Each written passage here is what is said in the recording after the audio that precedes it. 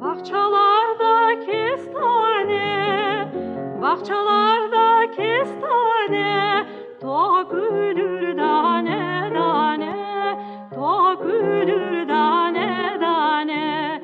Я считаю, что она многое успела за свою жизнь. В 1966 году получила звание «Заслуженная артистка Узбекистана». Спела очень много песен, которые вошли в сокровищницу нашей крымско-татарской культуры. И сегодняшнее поколение исполнителей, они подхватили эту эстафету, и все песни, они звучат сегодня.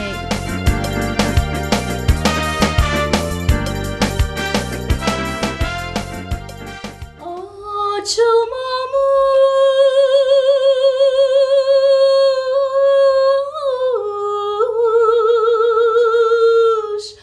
güle de benzer.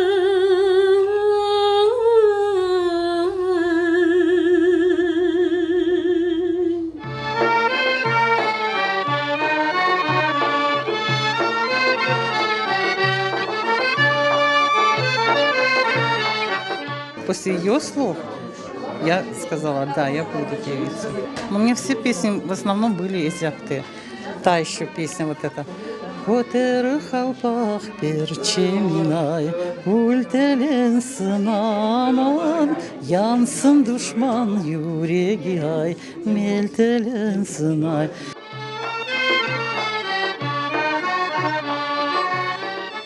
Беговать у нас в основном собирались родственники.